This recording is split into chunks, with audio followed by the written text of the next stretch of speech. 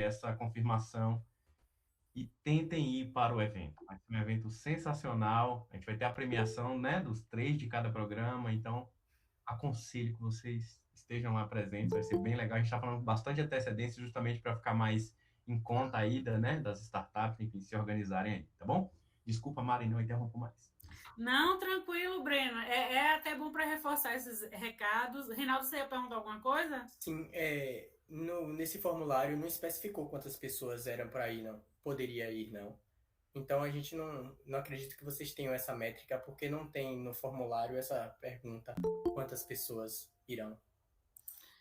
Eu não percebi como foi que finalizou o formulário que o Hugo fez, porque eu achei que tinha até um campo de observação embaixo. Mas Eu acho que tem. tem, Mari. Ah, Tem, Reinaldo. que É a última pergunta. aí. Porque aí pode botar no final também quem são as pessoas que irão, ou então no próprio. Quem não colocou, por exemplo, Reinaldo, se tiver mais alguém do time, né, que queira ir, ele pode preencher também o formulário e sinalizar que é da sua startup, que não colocou em observações. E aí, reforçando o que o Breno falou, a gente passou alguns forms lá no grupo, tem também de coleta de dados, né, de redes sociais, aquele forms para montar o portfólio. É importante, quem não preencheu, preencha. Esse do Demo Day também é extremamente importante, que é nosso, como se fosse a nossa formatura, né, desse programa de aceleração, desses programas de aceleração. Isso. E E, Mari, no formulário tem lá quando você passa para a próxima, tem lá, liste as pessoas da startup que estarão presentes, tá? beleza. Vocês vão botar o nome, fulano de tal. Esse nome já é o nome que a gente vai usar depois para crachá, para credenciamento, tá bom? Certinho. Minha Então, lá dúvida já era tem. essa, É porque só eu clicar não. em próxima que tem lá, liste as pessoas que estarão presentes. Ótimo. Entendi, eu devo ter mandado enviar sem ver que tinha um próximo. Você tá acelerado, Reinaldo. Mas bom saber, Breno, que eu fiquei na dúvida. Então tem lá sim no Forms, não precisa, né? Esse retrabalho no preenchimento, é só colocar no final, que dá para identificar quantas pessoas irão de startups. Então é isso, se ligue nos Forms, se ligue nos agendamentos de consultorias front-end e produtos digitais, que tem até hoje para preencher, e vocês podem preencher em 2 horários, que é bom que quem ainda tem algumas dúvidas, que ainda está precisando, né, fortalecer essas temáticas, vai ter a oportunidade de fazer 2 horários. E agora eu vou apresentar a Edione, que é uma parceirona da gente, tanto do Hub Conquista quanto do IEBT. Ela já tem um histórico aí antigo nesse cenário de inovação e também de consultorias. Ela é administradora, especialista em gestão estratégica e mestre em propriedade intelectual e transferência de tecnologia para inovação. Além de, como eu falei, atuar nesse segmento de consultorias de inovação. E ela pode também acrescentar um pouquinho da bagagem, né, Ed? É porque a Ed tem tanta coisa que ela já se envolveu, que se eu fosse falar aqui, eu acho que eu ia ficar metade da palestra. Mas fique à vontade, Edione, a casa é sua. Seja muito bem-vindo e obrigada, né, por aceitar esse convite para essa palestra de patentes. Fique à vontade, Ed. E aí, boa noite, pessoal. Eu que agradeço, Mari, por estar aqui falando. Uma das coisas que eu sou também é especialista em educação. E aí, uma das formas que a gente aprende mais é compartilhando o que a gente aprendeu, né? Ensinar é a melhor forma de se aprender, né? Tem a pirâmide do aprendizado, diz isso, de Kolbe. Então, eu gosto, sempre que eu tenho a oportunidade, de compartilhar um pouco do que eu sei. E assim eu estou aprendendo, né? Quem ensina, aprende, né? E quem aprende também ensina ao aprender. Falando já também, sou mestre em propriedade intelectual, não sou advogada, sou formada em administração, a gente fala aqui na Bahia, né? Eu sou uma ousada que quer se meter e estudar um pouquinho de tudo. E desde 2014 trabalhando com inovação. Aí quando eu fui fazer o meu MBA, eu morava no Rio Grande do Sul na época, e no MBA eu tô vendo lá meus colegas odontologistas, professores da Universidade Federal lá falando de patente que eles desenvolveram, transferência de tecnologia, de desenvolver uma startup. E eu, peraí, um professor falando isso, um dentista ainda por cima.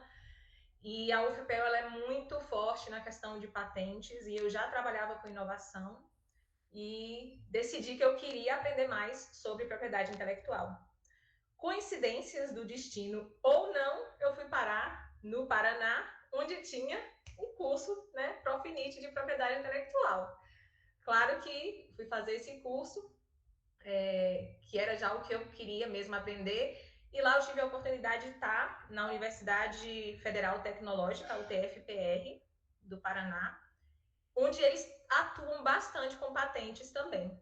Então, eu tive essa experiência de ver a universidade produzindo, né, tecnologia, a universidade, através dos nichos, transferindo tecnologia para o mercado e trazer esse conhecimento. E aí eu vou falar um pouquinho para vocês hoje sobre patentes. Não é a parte mais legal da inovação, né?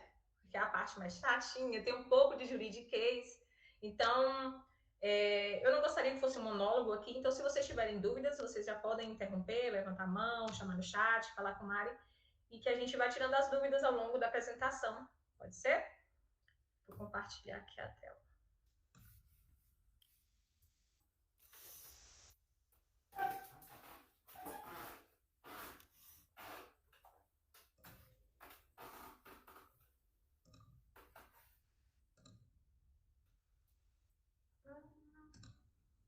Já está aparecendo para vocês?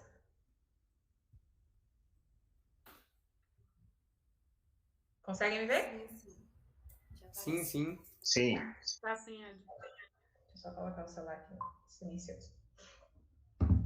Aqui em Manaus, a consultoria é minha empresa de consultoria, né, que eu atuo desde 2016 no Sebrae Nacional com inovação e produção de conteúdo para a área de inovação e planejamento estratégico também. Só para vocês não ficarem perdidos, o que é esse Manaus, a consultoria aí, que eu não me apresentei. Bom, já fiquei sabendo que vocês tiveram uma oficina, uma palestra também sobre marcas, né? Então vocês viram um pouquinho de propriedade intelectual. Então não vou me aprofundar muito, só uma inserção rápida, por isso que eu não coloquei nem texto aqui. Então o que é propriedade intelectual? Propriedade, o que é? Se eu tenho a propriedade desse celular, quer dizer que ele é meu, que ninguém pode usar esse celular sem a minha autorização, ninguém pode vender, ninguém pode fazer uso desse celular sem a minha autorização, nenhum terceiro. Eu sou a dona desse celular.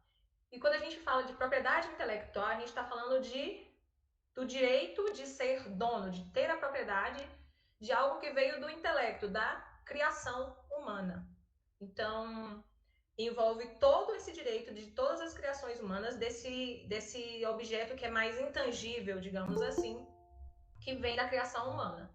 Então, dentro da propriedade intelectual, a gente tem vários direitos de propriedade, como, por exemplo, o direito autoral e o direito de propriedade industrial. A propriedade industrial envolve, mais especificamente, a propriedade intelectual relacionada às empresas, né? Aos negócios. Então, tem o direito, temos as patentes, que é um tipo de proteção da propriedade industrial, patentes, marca, programas de computador e outras formas de proteção que a gente vai vendo que estão relacionadas mais especificamente aos negócios, às empresas.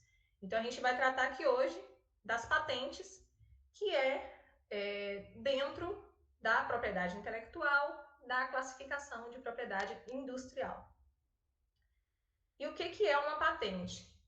Essa patente, ela é um direito que é concedido pelo Estado, né? Então, aqui o Estado brasileiro vai conceder àquele que solicitou o pedido de patente, ao titular da patente, a exclusividade de explorar aquela tecnologia. Aí aqui eu já coloquei, né, dois nomes em negrito aqui, que é titular e exclusividade. Primeiro, a exclusividade, então, quem registra que é o dono, né? Quem entra com o pedido e esse pedido é concedido é o dono. E aí vem aqui, titular. Porque tem uma confusão um pouco grande na patente, que é o inventor nem sempre é o titular. E aí isso ficou bem claro quando a gente chega perto das universidades, né? Então, um professor que faz uma pesquisa na universidade desenvolve uma pesquisa muito inovadora e a patente, quem é o titular dessa patente? A universidade e não o inventor. Né? Então, em alguns casos, nem sempre o inventor é que é o titular da patente. Em alguns casos, a titularidade vai ser, no caso das universidades, né, da universidade, nas instituições de pesquisa, da instituição de pesquisa, e no caso, você sendo empregador, atuando como pesquisador numa empresa, o titular é a empresa, por mais que você seja o inventor. Então, a autoria, essa característica de ser o criador, o inventor, esse direito autoral, você nunca perde. Mas a titularidade, o direito de comercializar aquela invenção é só do titular. Então, no caso da universidade, a única que pode... Eu posso ter sido a inventora, eu que fiz tudo. Pode ter sido até numa situação bem adversa, né? Que a universidade pode ter sido contra e tal, mas se concedeu a patente, é a universidade. Quem só pode intermediar qualquer processo de negociação, quem só pode comercializar, é a universidade. Eu, como inventor, né, hoje já tem a lei, teria o meu direito como inventor garantido pela legislação. Então, em casos assim, na universidade, o inventor ele tem direito a um percentual, caso essa negociação vá para frente.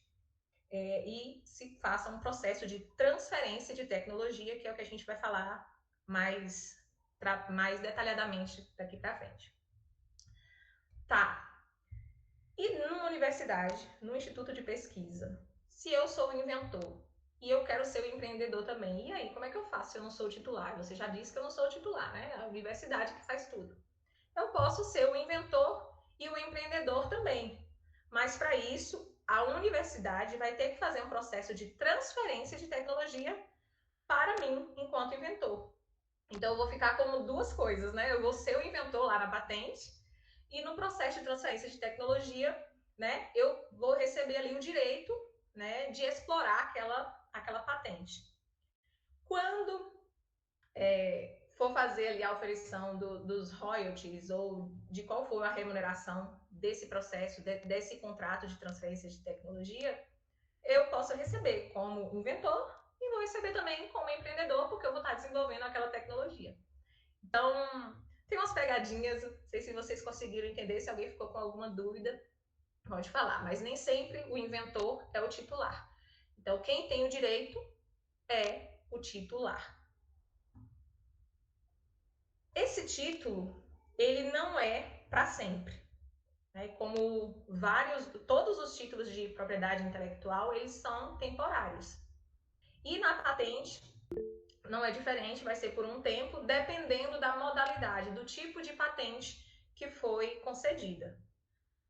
Então, entrando já nas modalidades, a gente tem duas modalidades de patente, que é a patente de invenção, API, ou a patente de modelo de utilidade. A patente de invenção é uma invenção totalmente nova, disruptiva, e o modelo de utilidade é um aperfeiçoamento, uma melhoria significativa nas funções de algo que já existe. Aí entra uma confusão que algumas pessoas fazem também, que é com o desenho industrial.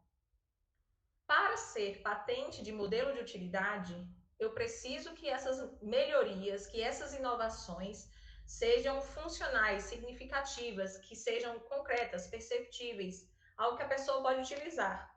Se for algo que seja apenas na forma, não é modelo de utilidade.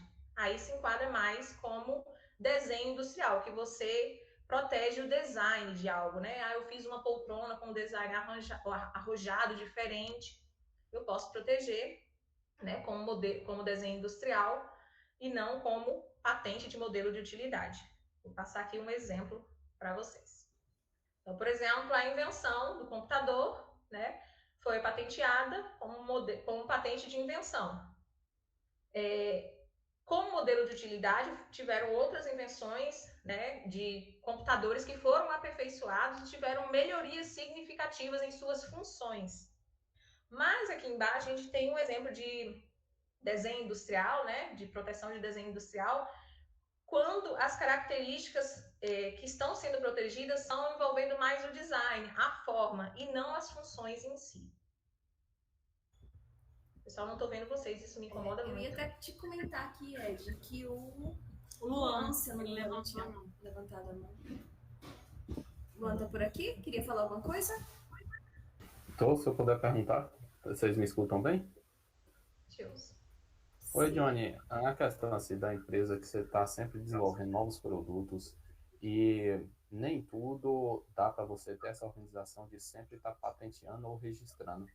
Tem alguma forma que a gente pode fazer para que na contratação o colaborador assine um termo que não possa, que tudo que seja desenvolvido ali é da empresa e não do colaborador? Tem sim, tá no final do slide. Se vocês quiserem esperar um pouquinho para eu não antecipar. Mas tem outras formas de proteger além da patente. Certo?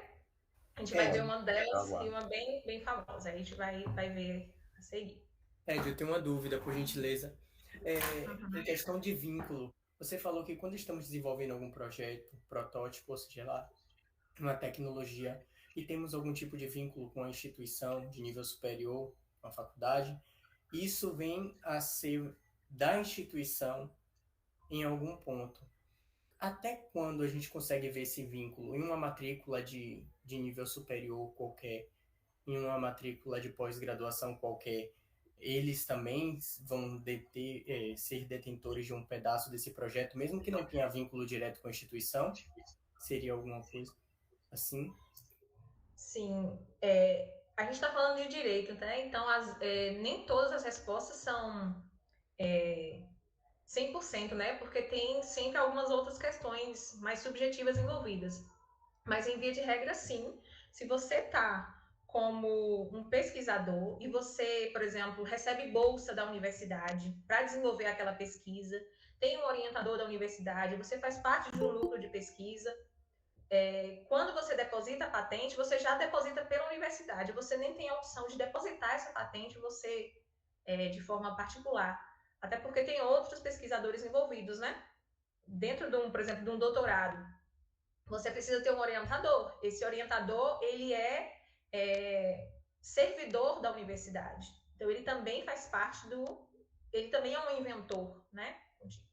Então, tem alguns casos que não tem nem o que questionar, que a invenção realmente é da universidade, ela apoiou, ela incentivou com conhecimento, com o colaborador, no caso o professor, o pesquisador, com o laboratório, né? Muitas vezes você usou esse laboratório na universidade, então tem casos que não tem como nem questionar.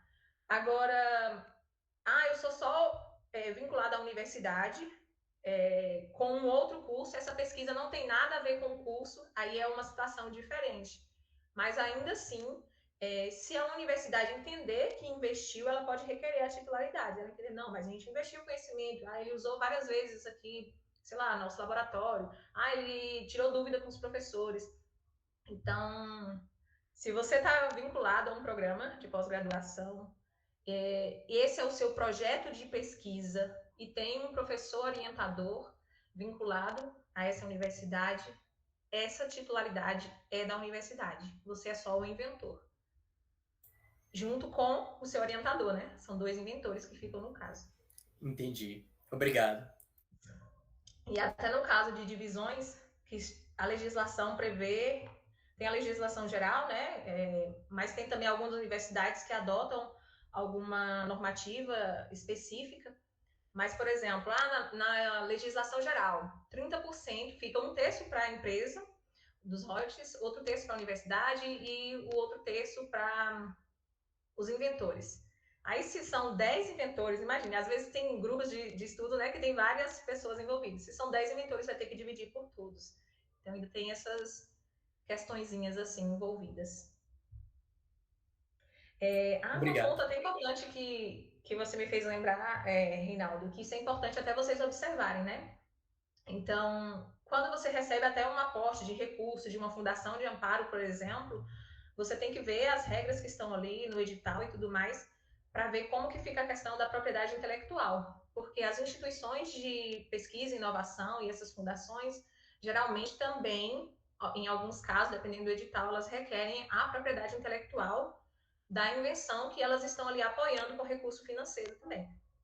Então, esses casos é sempre bom observar. Excelente. Muito obrigado, viu? Eu estou para passar Você por uma captou, né? situação Você dessa captou a mesmo. mensagem. Eu estou para passar por uma situação dessa mesmo, então vou me atentar mais ainda. Isso. Vou passar. E o que pode ser patenteado? Bom, existem 3 requisitos básicos para que você consiga patentear uma tecnologia. Então, ela tem que ser nova, e esse nova não é nova, eu vou patentear no Brasil, é nova para o Brasil, né? Ela tem que ser nova para o mundo. E o que é algo totalmente novo? É algo que esteja fora do estado da técnica. O que é o estado da técnica? É tudo que foi publicado, que foi exposto publicamente sobre essa tecnologia. Tem exceções? Tem, antes que perguntem, né? Que, por exemplo, se foi algo que foi publicado pelo próprio inventor, eles consideram aí um período ali, uma carência de 12 meses. Então foi publicado. Eu participei de um congresso, eu participei de uma feira e eu mesmo, enquanto inventor, expus. Se ficar provado ali que foi você mesmo, o próprio inventor, ou que está requerendo a titularidade, aí eles consideram esse período de 12 meses para o estado da técnica. Então, continua sendo novidade mesmo que você publicou nesse período. Mas, conselho, né?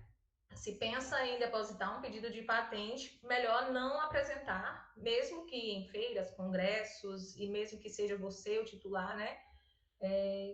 Por quê? Nesse tempo que você publicou esses 12 meses, você não sabe se outra pessoa já desenvolveu e já foi correndo lá rápido e patentear, né? Porque a gente sabe que a patente, ela fica uns meses de quando você deposita até ela ser publicada, aquele conteúdo ser exposto ao público, ela demora 18 meses.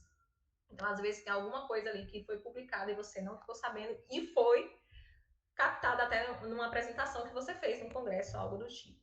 Então, é arriscado, você tem esse direito dos 12 meses, mas é arriscado. Então, pretendo depositar uma patente, sigilo, né, e não compartilhar, para não perder mesmo a novidade e não ter esse risco.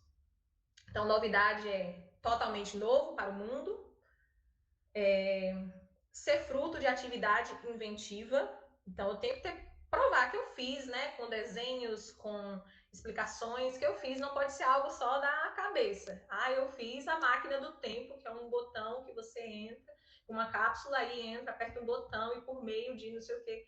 Não adianta eu falar e as coisas estarem na minha cabeça. Na minha cabeça eu sei tudo, mas eu nunca fiz.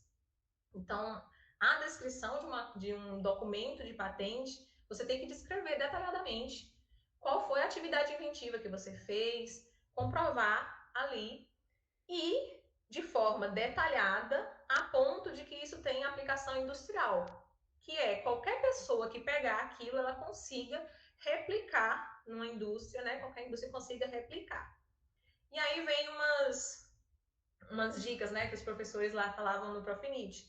É aquela coisa de detalhar, mas não entregar o ouro. Detalhar, mas não entregar o ouro. Então, por exemplo, eu produzi, sei lá, um tipo de plástico novo, totalmente diferente, e a temperatura do forno, eu não preciso falar, ele só funciona na temperatura, sei lá, de 187 graus. Se for mais, passou do ponto, queima, e se for menos, não.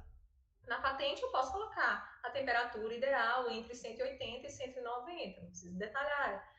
Tem essas questões. Quando vocês forem ver um documento de patente, vocês veem que eles falam tudo, mas você sente que ainda falta aquela pecinha, sabe, do quebra-cabeça? Mas mesmo assim, o documento de patente ainda é um documento riquíssimo e que eu recomendo que vocês usem não só para... Vou até falar isso mais adiante. Minha tecnologia pode ser patenteada. Então, eu já sei. A minha tecnologia, ela atende esses 3 requisitos, né? É nova, é totalmente nova para o mundo, não tem nada igual. Foi fruto de uma atividade inventiva, eu criei, tá aqui o protótipo dela aqui. E tem aplicação industrial. Ela pode ser patenteada? Pode, se ela não tiver entre o que não pode ser patenteado, que está aqui na lei. Aí vocês podem consultar, que são as 10, 11 itens, aqui na Lei 9279, de 96, no artigo 10 e no artigo 18. Aí vocês vão ver que metodologias não são patenteadas, programa de computador, métodos, fórmulas, jogo. Então, tem uma infinidade tem alguns itens que não podem ser patenteados. Então, vocês vão olhar, consultar, não se enquadra nenhum desses itens pode ser patenteado. Tem também a lei de patrimônio genético, de biodiversidade e do conhecimento tradicional associado. Só para vocês entenderem quando a sua tecnologia envolve associar com outras questões. Então, se houve conhecimento tradicional associado ao desenvolvimento da minha tecnologia, sei lá, eu peguei um ativo da Amazônia, mas os índios da comunidade tal que tem uma legislação que prevê como você remunerar aquilo ali também. Então, é bom, se a sua invenção envolve patrimônio genético e biodiversidade, sempre consultar também para ver outras questões relacionadas. Se minha tecnologia está aqui listada ali no artigo 10 e no 18 ali, e não pode ser patenteada, por exemplo, é um programa de computador, significa que eu não posso ter patente, mas eu posso proteger de outra forma. Existe a proteção de programa de computador, por exemplo. Eu tenho uma metodologia de ensino ou uma metodologia industrial, eu não posso patentear. Não posso patentear, realmente, mas eu posso proteger com direito autoral. Então, muitos desses itens, eles não podem ser patenteados, mas eles podem ser protegidos com outros mecanismos da propriedade intelectual. A Ana tem uma dúvida, pode abrir aqui agora? Pode, eu só não consigo ver, aí eu peço que você me interrompa mesmo, viu, Mel? Pode falar. Obrigada. Eu queria só entender, Diana, a diferença entre o registro do INPI de uma marca para uma patente. Joia, muito bom. Então, a patente, você está patenteando a tecnologia, a invenção, o produto, né? Aquele método, você não está patenteando. A marca, você está patenteando um símbolo. Então, por exemplo, a marca da minha empresa. Eu vou patentear, vou registrar. Até agora confundi vocês. É importante a gente ver registro de marca e patente. A confusão é porque algumas pessoas falam patentear a marca, né? Mas é registrar a marca. Então, o registro de marca é esse símbolo que vai diferenciar a minha empresa, o meu negócio ou até um produto. Então, eu tenho lá o registro da Manaua. Aí, nenhuma outra empresa pode usar o nome Manaua para a mesma classe que eu atuo, ou seja, para o mesmo tipo de serviço que eu presto ou tipo de produto que eu comercializo. Eu tenho uma empresa com uma marca registrada e dentro dessa minha empresa com a marca registrada, eu vou desenvolver novas tecnologias e eu posso patentear essas invenções. Essas invenções, você patenteia invenção, é um produto, algo que você criou. Marca, né? Você vai registrar aquela marca. Lembrando que assim como os outros direitos de propriedade intelectual, a marca também ela é temporária, né? Então, ou seja, de tempos em tempos tem que estar, como se diz, renovando o desenho dela. Eu vou ter um produto e eu vou ter a patente, digamos, eu registrei a garrafa. Eu tenho a patente desse produto e eu posso registrar também as duas coisas, a marca associada a esse produto. Então, a minha garrafa se chama Novo Tempo. Eu fiz o registro da marca Novo Tempo, que tem o desenho de um relógiozinho com umas estrelinhas e tal. Aí eu tenho o direito da marca Novo Tempo e da garrafa que é o meu produto, que se chama Garrafa Novo Tempo. Então, são duas coisas diferentes. Dentro de uma empresa, a gente vai ter várias formas de registro, por isso que a gente até fala de gestão da propriedade intelectual de uma empresa, né? Porque você pode ter vários produtos, você pode ter várias marcas dentro de uma empresa, e isso tudo ser registrado. E aí, só lembrando da importância de se registrar, porque eu só sou o dono quando eu registro. E quando eu registro, isso passa a ser um ativo meu. Então, agora sim, eu tenho o direito de comercializar, de vender, de jogar fora, de deixar para lá. Agora é meu, eu faço o que eu quiser com ele. Antes, é complicado. É igual ter um terreno, né? Se o terreno não está no seu nome, se você não foi lá registrar no cartório lá de registro de imóveis, você não pode vender, você não pode fazer isso legalmente, e se algo der errado, você ir lá recorrer pelos direitos do seu terreno. A mesma coisa é com patente, é com marca, né? Então, tem uma invenção, você protege. Tem uma marca, você protege e registra ela. Ficou ainda dúvida? É porque é confuso mesmo. Ficou bem claro, muito obrigada.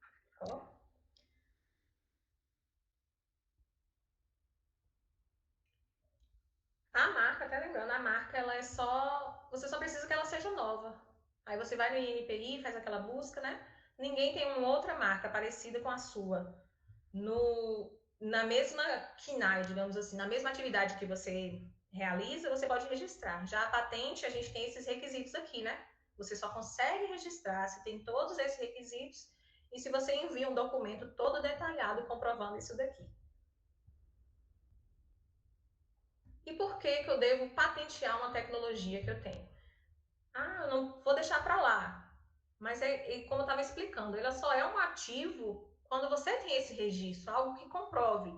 E aí isso possibilita te dar até diferencial competitivo, passa a ser um ativo da empresa, e eu posso comercializar, posso terceirizar, posso licenciar, seja a marca, né, que também é passivo de licenciamento, ou a patente. Quando você registra, agora ela é sua e você pode ganhar dinheiro com ela se você quiser, ela é sua. Um dos benefícios também é monopólio de mercado. Esse é um motivo pelo qual grandes empresas fazem o registro da patente mesmo, para ser pioneiro, para garantir o monopólio do mercado por um tempo, né? A patente, ela ela é temporária, a patente de dimensão 20 anos e a patente de modelo de utilidade de 15 anos. Então, acabou esse tempo, quebrou a patente, né? Fala quebra da patente, todo mundo pode usar sem precisar pagar nada aquela patente. Então, quando eu registro, eu tenho ali um tempinho em que eu vou ser pioneiro, vou ter o monopólio daquele mercado e poder explorar exclusivamente aquela patente. Também para combate à concorrência desleal e à pirataria. Então, quando eu consigo comprovar, não, sou eu, registrei, você consegue impedir que terceiros façam uso indevido dessa tecnologia que você criou, e você contribui para a sociedade. No mestrado eles falavam, né, que 10% de todo o conhecimento tecnológico do mundo está nos bancos de patentes. Então, é um conteúdo riquíssimo. Eu recomendo que todo mundo, assim, acesse os documentos, assim, relacionados à tecnologia que vocês já trabalham, porque vocês vão ver, assim, nossa, eu pensava... Às vezes, assim, criei algo totalmente novo, consulta um banco de patente. Aí você vai ver que o negócio não é tão novo assim, sabe? Às vezes é meio frustrante, mas é riquíssimo. E quantas ideias vocês podem tirar de bancos de patentes, documentos de patentes. Teve alguém que levantou a mão? Tem duas pessoas aqui, o Igor e o Fábio. Igor e Fábio, querem falar? Quer ir primeiro, Fabão? Vai lá. Posso perguntar? Obrigado, Igor. Johnny, o tempo começa a contar a partir do depósito, da data de depósito ou de concessão da patente? É na data do depósito, né? Algumas pessoas até confundem com a data da publicação, porque tem a data da publicação, mas sim, é a data do depósito. Entendi. Certo. E geralmente o INPI demora bastante, né, para conceder patente ainda. Exatamente.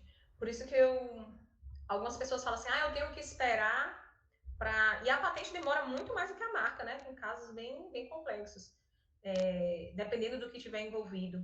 Então, algumas pessoas falam assim, eu tenho que esperar, porque a patente não foi concedida. Quando a gente entra com pedido de patente, você ainda não tem a patente. Você tem uma expectativa de direito de que essa patente vai ser concedida. Pode não ser. Mas aí a recomendação é esperar. Tem muitas tecnologias que até o INPI conceder essa patente já se tornaram obsoletas. Então, o que se recomenda é que você já explore essa tecnologia, depois da patente vai explorando essa sua tecnologia. Aí uma empresa começou a utilizar, você pode acionar extrajudicialmente e falar, olha, você está utilizando de uma tecnologia, né, protegida, não tem o direito da patente ainda, mas se você continuar utilizando, quando a patente for concedida, eu vou cobrar os meus direitos, porque aí quando a patente é concedida, você pode requerer os direitos retroativo, começa a contar da data do depósito, né, e não da data da concessão.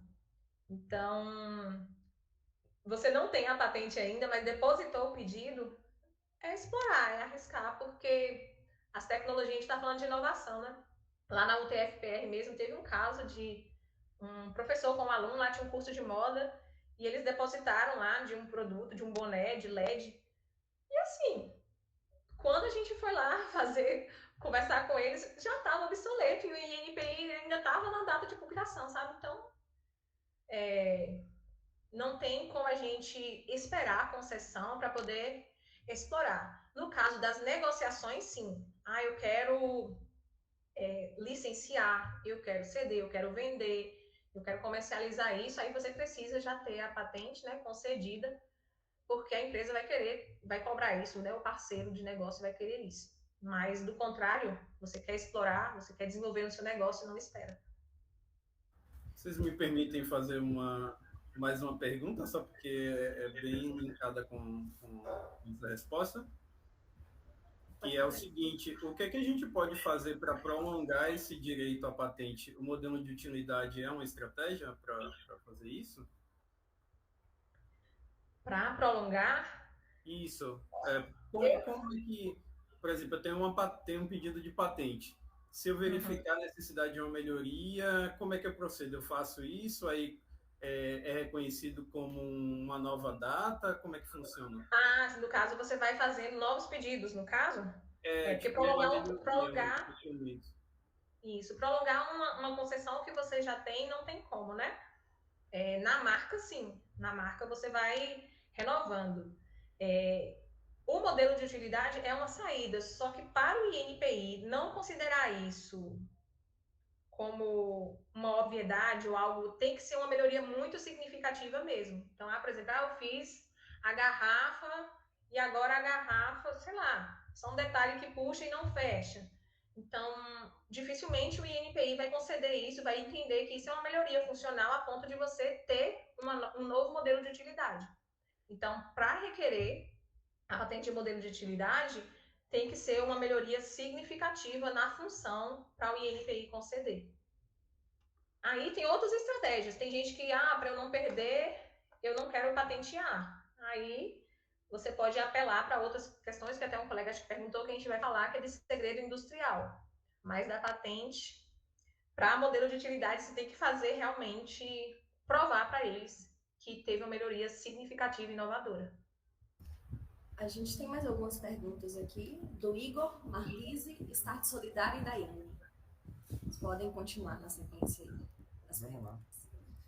Johnny, eu até caí aí em um determinado momento da chamada e voltei, pode ser que eu tenha entendido isso, mas uma parte da pergunta que eu ia fazer, teve aí um pedido lá contigo, que era o prazo médio de liberação de patente, quando se fala sobre base tecnológica. Por exemplo, se existe alguma regulamentação, porque, como você bem comentou, a tecnologia ela muda no tempo, startup, o processo é bem mais acelerado. Então, assim, por exemplo, a gente tem uma solução desenvolvida, no nosso caso específico, e a gente vai fazer um benchmarking aqui como uma espécie de Uber.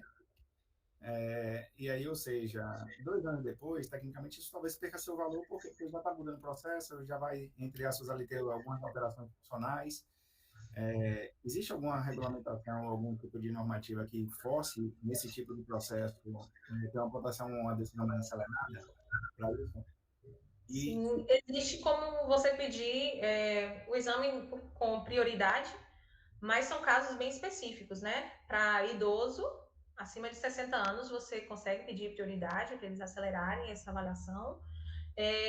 Micro, pequenas empresas também, mas embora muitas micro e pequenas empresas recorram a esse recurso, né? Então, com o tempo, a quantidade de processo que chega lá, então, utilizar esse requisito para prioridade não flui tanto. E o que ajuda a acelerar mesmo é quando a sua patente envolve algum tratamento para a saúde.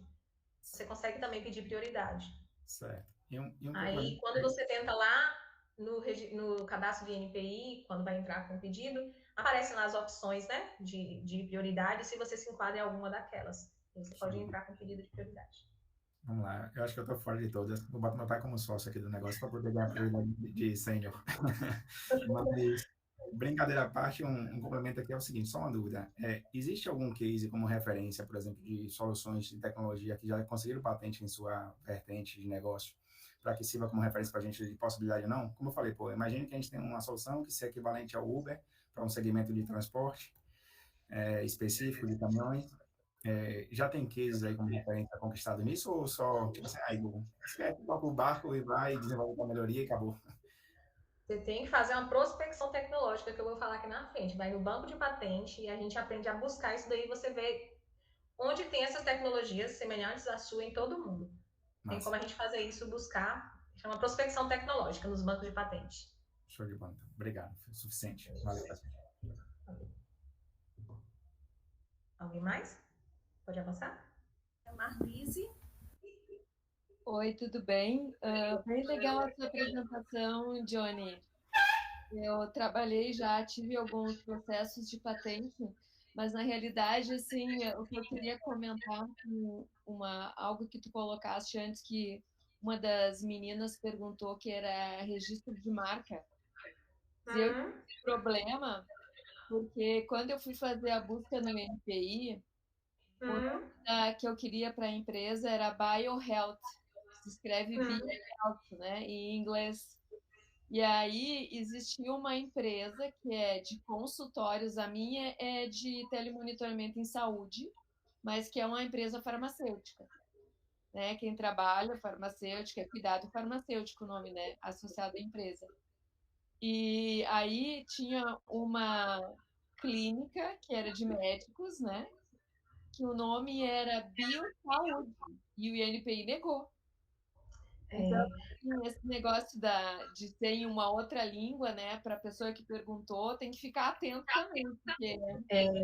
O INPI, ele tem no artigo 5º, para registro de marcas, ele fala que a marca que tenha um nome ou uma pronúncia que possa causar confusão no consumidor, né, por ser, no seu caso, ser do mesmo segmento da saúde, por mais que o KNAI seja diferente, e ou a grafia ou a pronúncia seja parecida, eles não registram. Mas não é pela língua, é pela língua, porque health quer dizer saúde, e o nome da empresa era Biosaúde. Tem uma normativa que eu não sabia. Sim, no caso, tradução. E aí foi indefinido.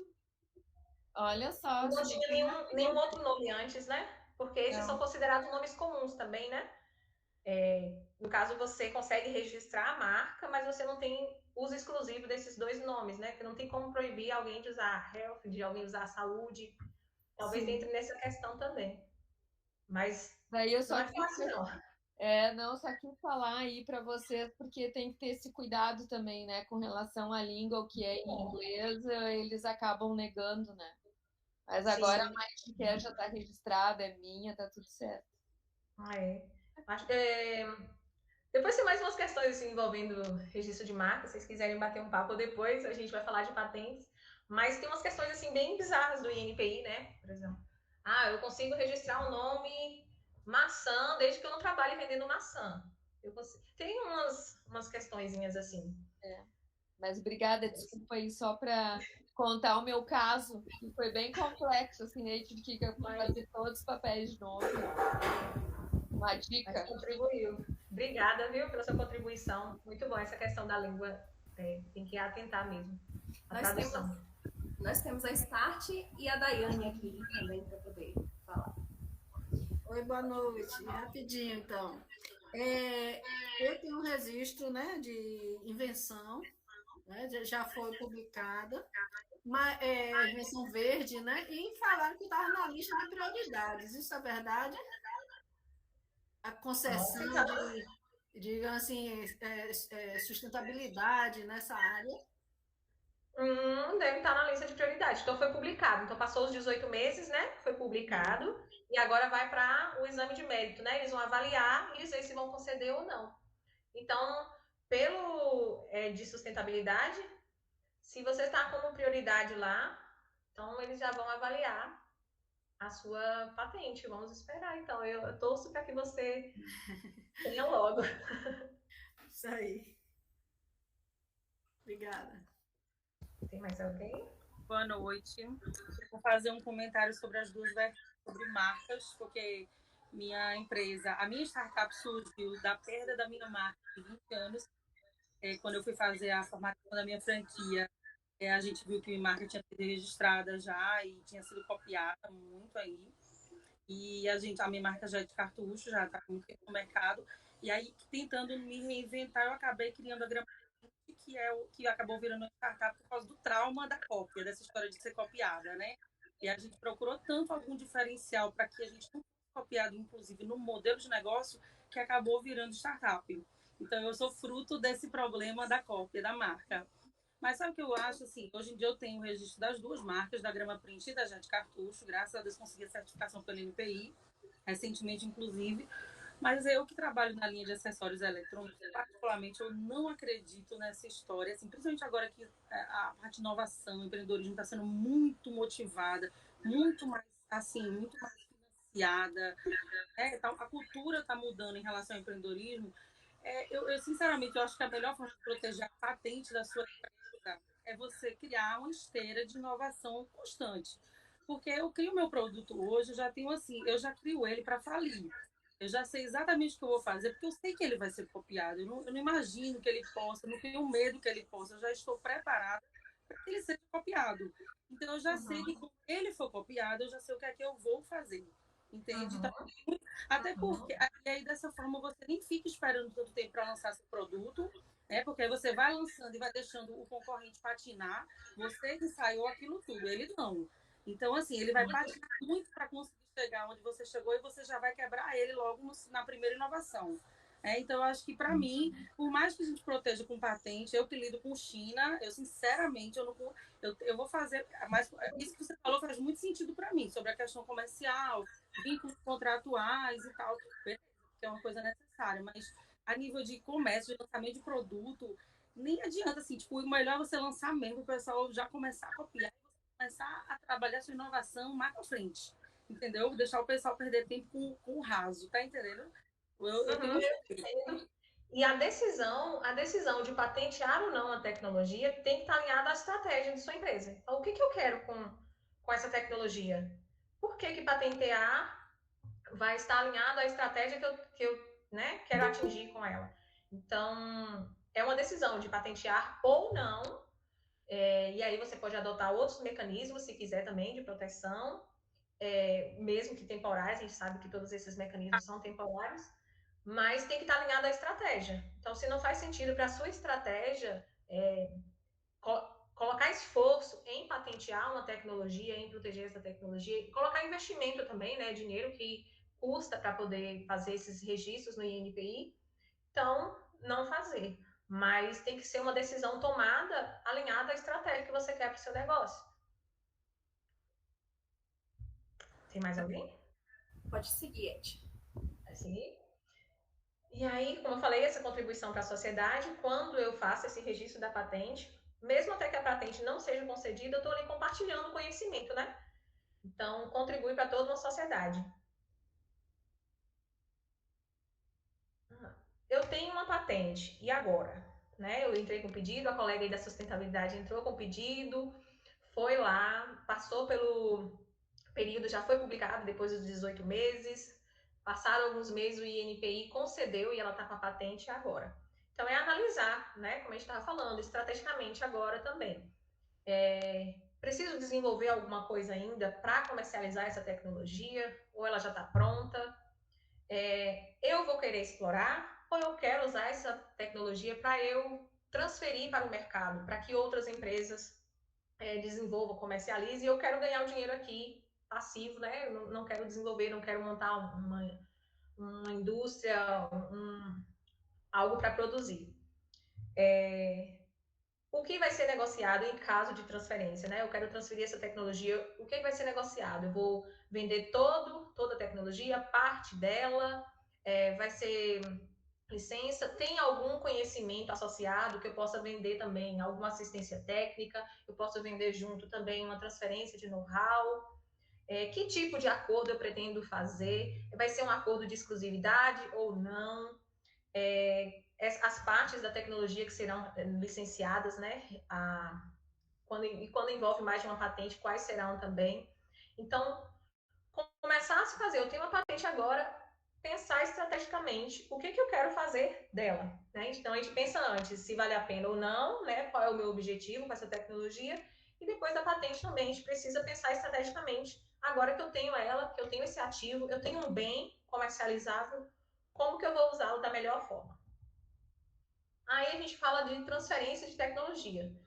Ou eu opto por eu desenvolver, né? Que eu tenha os meios, aí eu penso nos recursos tanto de conhecimento, de pessoas, de estrutura, de equipamentos, para desenvolver, né, uma estrutura comercial também, para poder, muitas vezes a gente está falando de algo totalmente novo, como que a gente vai entrar no mercado e vender isso também.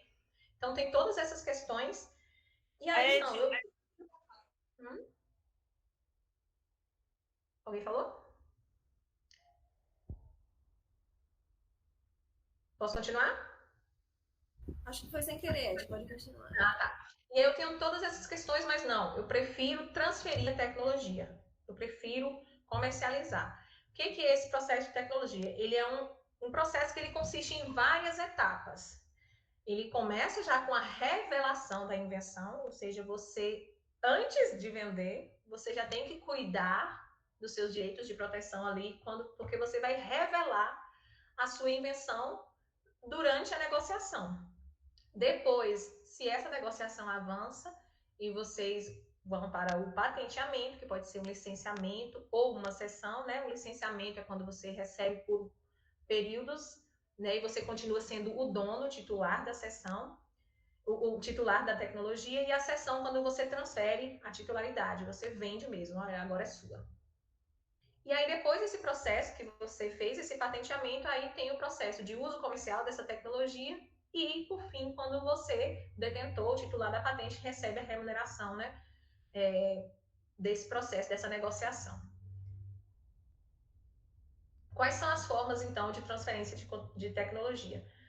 O contrato de cessão, então eu transfiro a titularidade, então agora é como vender um terreno, né, agora o terreno é seu, está no seu nome, você, né, que vai fazer o que quiser com ele. O contrato de licença, para exploração, então ele vai ter o direito de usar por um período ali determinado. Esse período não pode ser superior ao período, né, da patente em si, em que a patente é válida. Então, se a patente é por 20 anos, eu fui concedida aqui com 2 anos, eu tenho só mais 18, esse contrato até 18 anos, por exemplo. E eu vou ver se esse contrato de licença vai ser exclusivo ou não, se vai ser só para aquela empresa ou se eu posso comercializar para várias empresas. Então, esse é o contrato de licença e a diferença dele para o contrato de cessão. Fora isso, esses são os 2 contratos que são previstos na Lei de Propriedade Industrial, que é cessão e licença. Inclusive, quando esses contratos são feitos, eu decidi vender minha patente, eu decidi licenciar minha patente, vocês vão fazer o contrato e averbar no INPI, para que esse contrato tenha validade, se der qualquer problema, né? Vocês estão ali com toda a legislação garantindo seus direitos. Mas tem outras formas de contrato também, de transferência de tecnologia, que embora não estejam na Lei de Propriedade Industrial, é comum se fazer essa transferência porque envolve conhecimento também. Então, por exemplo, a minha patente não atingi o requisito da novidade a ponto de eu conseguir a concessão. Mas eu tenho um conhecimento aqui de como se faz isso, que muitas empresas querem, e eu posso vender o know-how disso. Então, você pode fazer contratos de assistência técnica e contratos de fornecimento de tecnologia que não precisam estar necessariamente associados a uma patente, mas a uma tecnologia em si. Então, são outras formas de você monetizar esse conhecimento, né? E muitas vezes o contrato de licença e um contrato de cessão envolve essas outras formas de transferência. Então, uma coisa é eu ceder a licença da tecnologia, eu te mostro aqui mas como faz no dia a dia, a temperatura, como faz o tal, aí é o know-how, eu posso te transferir também, é uma outra coisa que eu vou comercializar. Então, tem todas essas outras questões também que envolvem a transferência de tecnologia. E o que eu vou considerar, então, na negociação? Como eu disse, o que envolve aqui antes, eu falei, né, a revelação da invenção, né? Então, é a primeira coisa quando eu vou fazer uma negociação para transferir uma tecnologia. Então, antes de tudo, a gente tem que tratar de termos de confidencialidade, de sigilo, porque você vai apresentar detalhes, né, da sua invenção para aquela pessoa que está interessada em comprar ou produzir, licenciar, enfim. Então, a primeira coisa a considerar em qualquer negociação é o sigilo.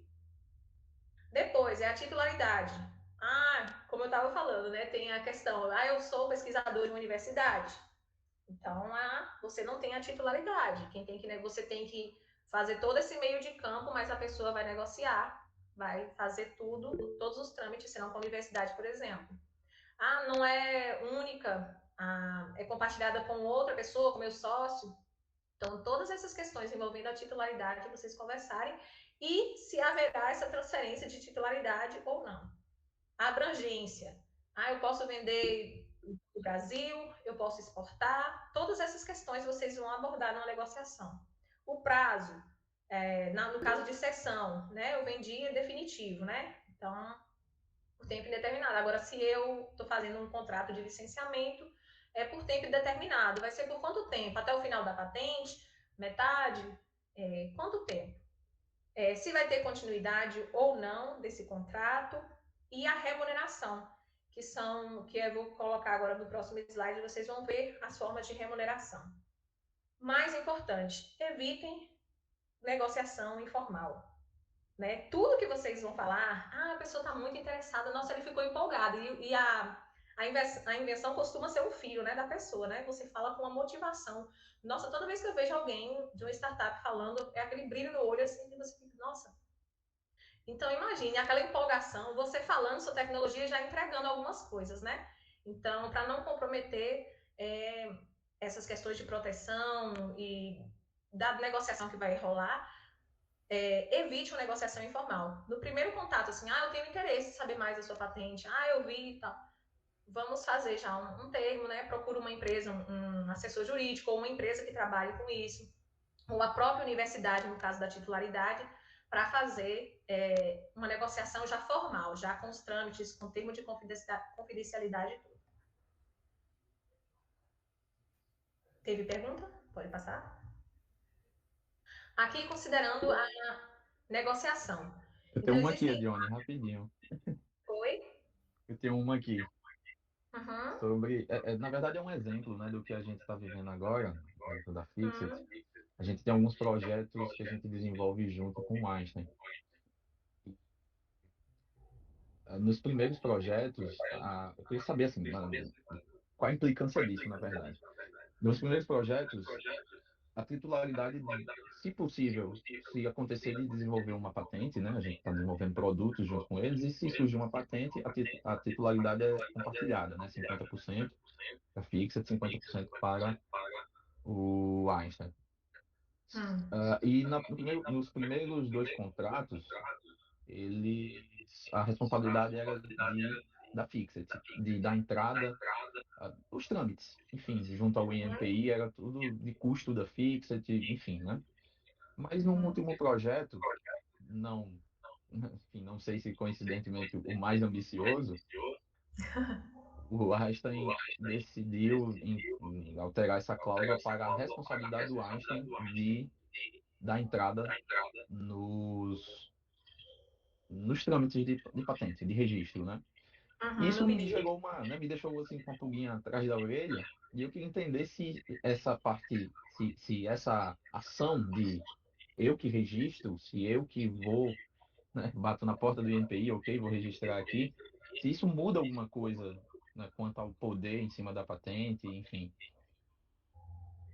Não, no caso, a titularidade lá no depósito está compartilhada, está o nome de vocês dois, né? Das duas instituições, no caso. Isso, Não isso. muda. O que muda só é a relação do INPI, o contato do INPI, a pessoa responsável, no caso. A pessoa responsável é aquela que deu entrada, né? É com ela que o INPI vai fazer os contatos, e-mail, ligação, se precisar, qualquer coisa. Então, talvez essa pessoa vai ser a primeira, né, lá do Einstein vai ser a primeira a ficar sabendo de tudo, dessas informações, se não estiver compartilhando com vocês. Mas da titularidade não fica comprometida, porque o co-titular A ou B deram entrada, nenhum tem mais direito do que o outro, não. Uhum. Entendi. Basicamente é uma coisa mais de... Talvez eles ficaram mais preocupados, eles querem acompanhar de perto, né? Algo mais importante, não. Eu prefiro dar entrada, porque aí eu vou ter mais controle da informação e de acompanhar o processo. Entendi. Talvez por Tá, isso, ok. mas direito não. Obrigado. Com relação à remuneração, é algo que é preciso pensar e ela tem várias formas de remuneração, né? Não existe uma regra, tem que ser assim, inclusive pode ser de outras formas também, a não ser as que estão citadas aqui, e elas podem ser combinadas também. Então, comum, a remuneração pelo acesso da tecnologia. Então, no caso de sessão, ter um pagamento inicial, geralmente é considerando assim, eu já investi tanto nessa tecnologia, então eu quero X mil já inicial no contrato, você pode prever isso. E você pode considerar também como contrapartida isso, financeira ou não. Então, por exemplo, a empresa você pode negociar com ela, para ela, em vez de te pagar X milhão ou X mil, ela montar o seu laboratório, por exemplo. Royalties, né? São pagamentos periódicos, né? Sucessivos. Então, só no caso de licença, vai receber um valor periodicamente, mensal ou bimestral, vocês que vão determinar esse período. E pode ser combinado, acesso mais royalties, né? Então, vai pagar um valor inicial e depois que estiver comercializando, vai pagar royalties mensais, por exemplo. Os royalties você pode determinar como um percentual sobre o faturamento, ou um valor fixo por unidade, ou como indicador de desempenho, né? Então, por exemplo, a cada X vendido, quando eu tiver nos primeiros 6 meses, o royalty é de X%. Depois que eu já vou absorvendo o custo, né, o investimento da linha de produção, o royalty vai aumentando X e X% por mês. Então, há várias formas de vocês fazerem essa determinação dos royalties e você pode combinar, né, um pagamento de acesso inicial mais royalty ou só royalty no caso de licenciamento também.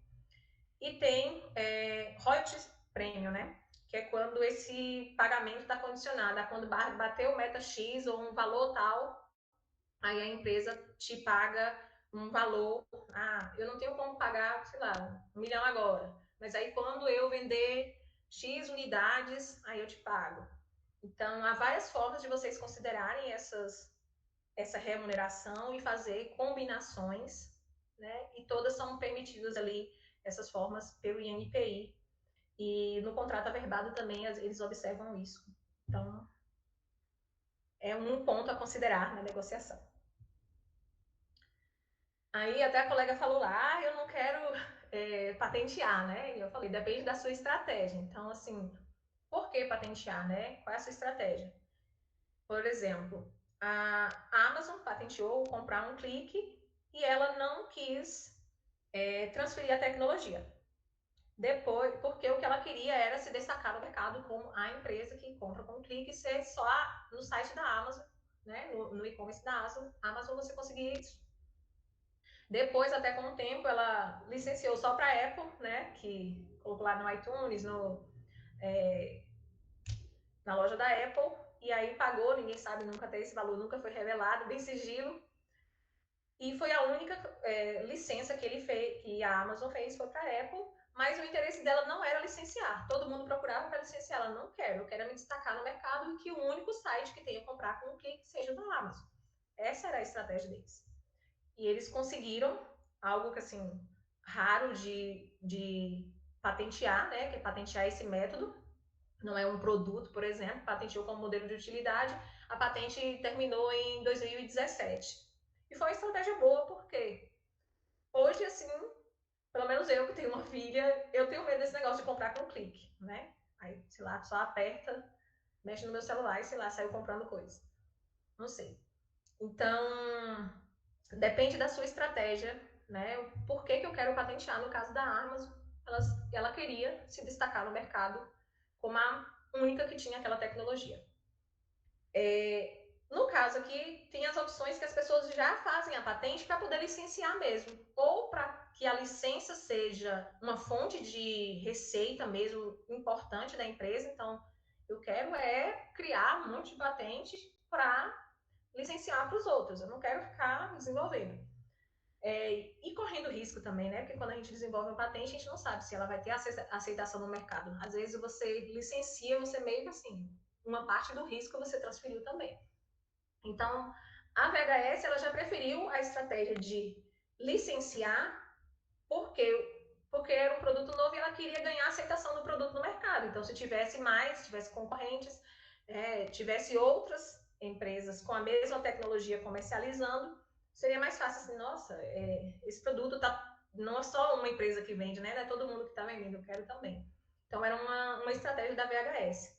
E até tem, deixa eu ver se eu consigo arrastar aqui, esse autor que diz que licenciar uma tecnologia aos concorrentes é uma forma de... Deixa eu ver se sai daqui, gente.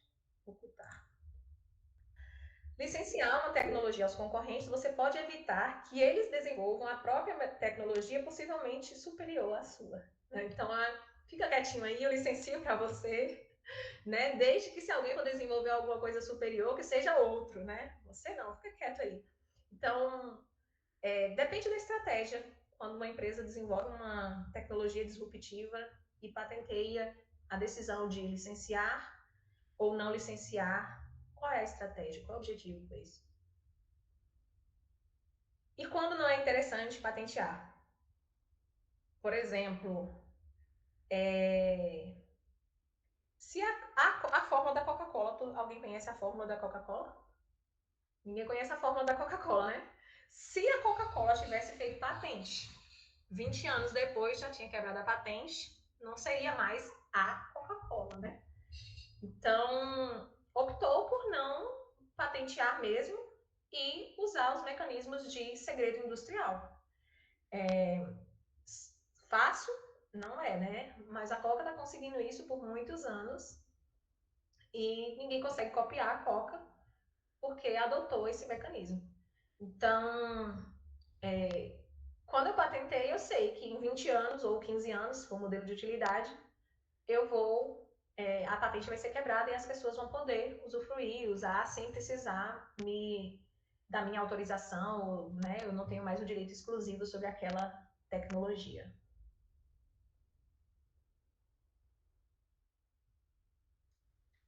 Então, nem todo mundo é a Coca-Cola, nem todo mundo, mas eu tenho uma tecnologia, eu vou licenciar esse produto, ou eu vou vender, ou eu vou desenvolver esse produto, eu mesmo vou lançar no mercado. O que eu vou fazer com isso, né? Então, é uma decisão estratégica a ser tomada, mas, gente, sempre, eu até botei vermelho aqui, teve uma ideia, às vezes não está no campo da ideia ainda, desenvolveu, é muito massa isso que eu fiz, olha, novo, ninguém nunca... Faça um levantamento sobre essa tecnologia. Faça uma prospecção tecnológica em banco de patentes, faça busca em artigos, faça busca em outros lugares, porque às vezes a gente pensa assim, nossa, minha ideia é muito massa, ninguém nunca pensou nisso, mas muitas vezes outras pessoas já pensaram. E você, assim como no registro de marca, você pode estar infringindo o direito, né? Tá usando a marca de alguém ou tá usando uma patente que foi concedida. Aí a gente tem casos aí da marca, por exemplo, da Maria Brigadeiro, a menina na pandemia que estava lá, investiu tudo o que tinha de recurso em desenvolver o design da marca, desenvolver as embalagens, gastou um dinheirão, e aí uma empresa ligou e falou, não, você não pode ser o nome Maria Brigadeiro porque está registrado. Com patente é a mesma coisa. Eu tive uma tecnologia nova e eu não tive esse cuidado de fazer uma busca para ver se essa tecnologia já é patenteada. E eu posso receber uma intimação para que eu não use mais essa tecnologia depois de eu ter feito todos os investimentos, né, para desenvolver, para produzir, sei lá, para lançar. Então, assim, é básico. Sempre tive uma ideia, vou fazer uma busca sobre essa ideia, vou buscar nos bancos de patentes. Tem o próprio banco do INPI, mas tem outras bases também, como, né, internacionais. Geralmente os bancos de patente, eles publicam a nível internacional mesmo, a maioria. Pelo INPI vocês vão ter patentes, né, de todo mundo lá também, do mundo inteiro. Façam essa busca. Se alguém tiver vínculo aí com as universidades, um dia eu posso fazer uma palestra para vocês só ensinando como fazer prospecção tecnológica em bancos de patentes. É muito legal. Abre, assim, novos horizontes. Aí quem tem vínculo com a universidade pode utilizar a base de patente que tem dentro da CAPES, do portal da CAPES. Lá dentro tem uma base de patentes que eu acho assim a melhor, que é eu não sei como se pronuncia, né? DERWENT, D-E-R-WENT, W-E-N-T. Maravilhosa também. Então, vai lá e faça essa prospecção tecnológica, essa busca. Quando você faz uma prospecção tecnológica, ela é importante também, não só antes, né, quando você já está ali no campo da ideia ainda, planejando a sua tecnologia, quanto depois da patente. Porque aí você espia ali tudo, você vê onde estão os seus potenciais concorrentes que têm uma tecnologia parecida com a sua, quais são as empresas que estão desenvolvendo isso, em quais partes do mundo as pessoas estão procurando essa tecnologia. Então você consegue várias informações tecnológicas mesmo, a nível mundial, quando você consulta um banco de patentes. Então, te ajuda tanto antes, quanto durante, quanto depois que você já tem a patente para comercializar. E aí, desenha o seu modelo de negócio, né? Vocês fazem muito aqui essas ferramentas para modelar negócio, plano de negócio, Canvas, planeja a estratégia. Então, já fiz a busca, fiz a prospecção tecnológica, consegui a patente, o que eu vou fazer? Desenha a estratégia. E aí vem uma pergunta, assim, para provocar, mas já para finalizar, e assim, você é inventor ou empreendedor? Ou você é as duas coisas? Aí eu coloquei até essa imagem do Thomas Edison, não queria polemizar no final, né, mas já polemizando, porque Thomas Edison, um gênio. Hoje eu sou time Thomas Edison, mas eu já fui time Tesla, por exemplo. Às vezes virei a casaca de vez, depois que comecei a trabalhar com inovação. Então a gente tem, por exemplo, dois grandes inventores com perfis diferentes e resultados diferentes, né? Tem um certo, tem um errado, não, mas são questões de escolhas. Tesla, um perfil mais de gênio, inventor, a genialidade de inventar, de criar, ele mesmo quer fazer, coisas disruptivas. O Edison, mais a veia empreendedora. Então, ele tinha mais esse olhar do mercado, de buscar parceiros. Então, quando ele inventou a lâmpada, ele sabia que ele ia ter que buscar os parceiros para poder colocar aquele sistema de distribuição, porque ele sabia que a lâmpada no laboratório não adiantava de nada. Ele tinha que levar isso para as pessoas, né? Então, ele tinha esse poder de fazer essas conexões, de fazer isso. E, no caso, o Edison, ele patenteou, ele tem mais de 1000 patentes. Vocês acham que ele inventou metade desses produtos? Nem metade, né? Ele ia prospectando, ele ia vendo pequenos empreendedores, ele fazia muito contato com matemáticos, com mecânicos, com engenheiros. E ele via essas pequenas invenções, ele comprava e depois ele via, não, isso aqui tem potencial, e ia patenteando, ia comercializando.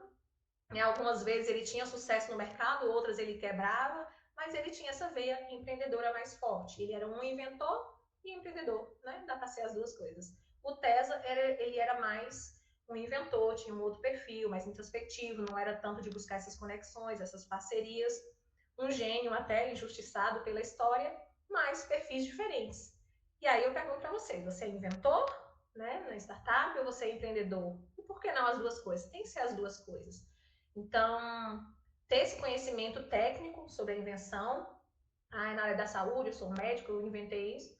Mas buscar também ter essa veia empreendedora, porque é através do empreendedorismo que a tecnologia chega ao mercado e muda a vida das pessoas, né? Então, por que guardar uma invenção no laboratório? Por que guardar uma invenção na gaveta, né? Na cabeça? Por que não patentear e compartilhar e melhorar, né, toda a sociedade? Essa reflexão. Eu abro para dúvidas.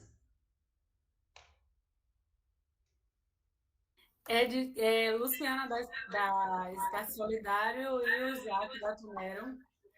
Eles levantaram a mão.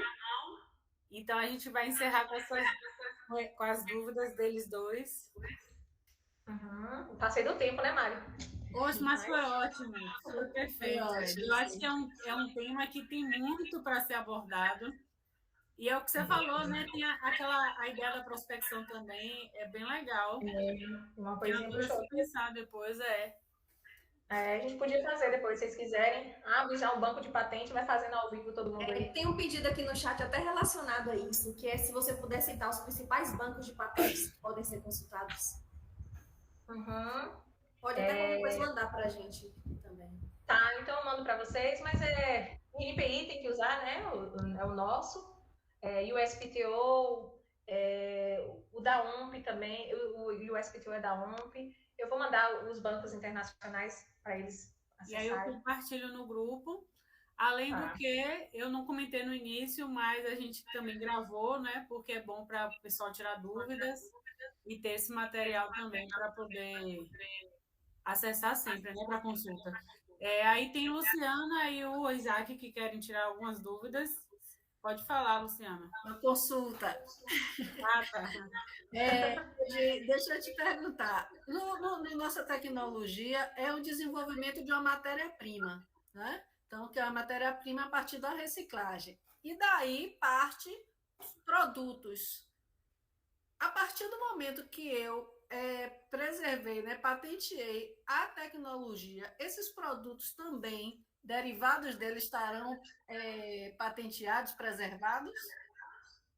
Não, no caso, você patenteou a matéria-prima, né? A criação da matéria-prima.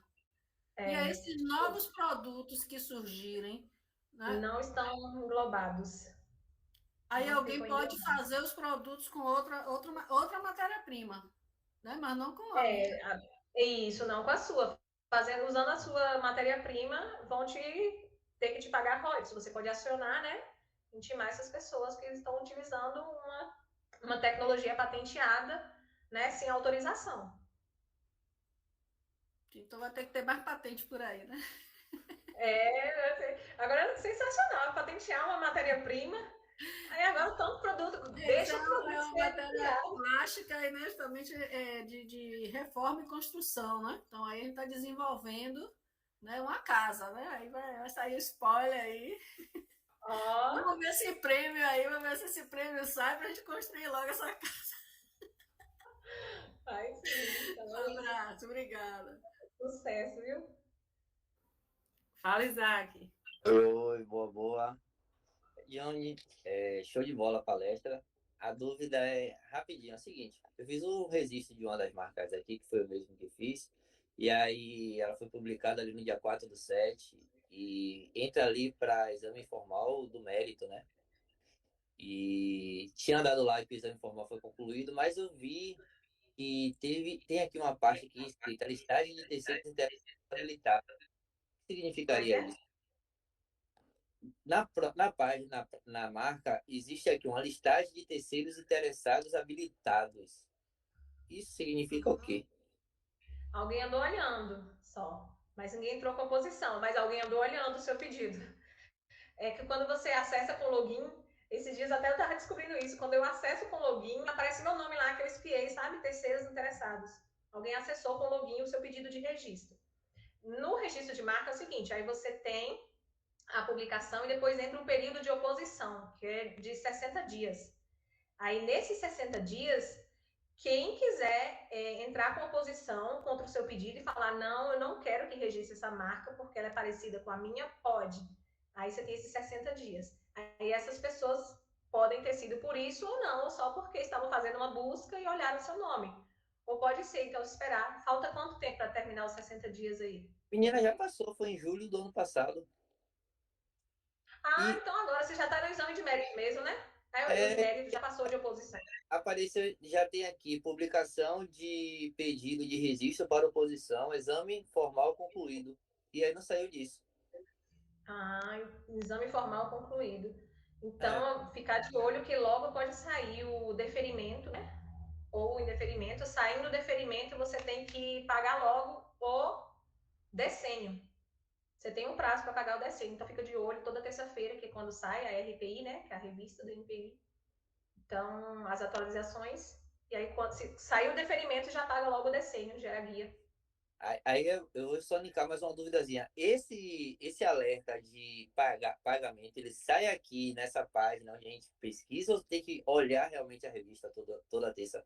Sai aí, assim, pedido deferido, pedido indeferido em partes, por isso e isso, pedido indeferido. Vai sair o parecer. Aí, saindo o parecer de deferido, você vai no seu login e gera a guia. Quando você gerou a guia, por exemplo, de pedido, né? Aquela guia lá. Aí você vai gerar uma guia do decênio. Que aí outro valor. Aí você já gera e paga.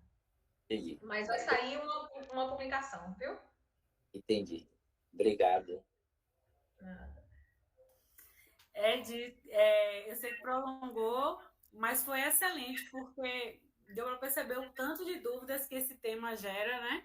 E o Jonathan até deixou a questão que a gente comentou mais cedo, né, de citar os principais bancos de patentes, que aí a gente pode compartilhar depois no grupo. E aí ele complementou. É interessante também ter a estratégia de busca, se puder colocar no material, é interessante para quem não tem muita experiência na busca dos documentos. A gente pode ver uma forma também de compartilhar algo que possa ajudar lá no grupo geral. Mas eu posso mandar alguma coisa escrita para eles assim, mas é mais na prática mesmo, uma busca de anterioridade. Aí é só atentar, porque imagine, são documentos do mundo todo, né?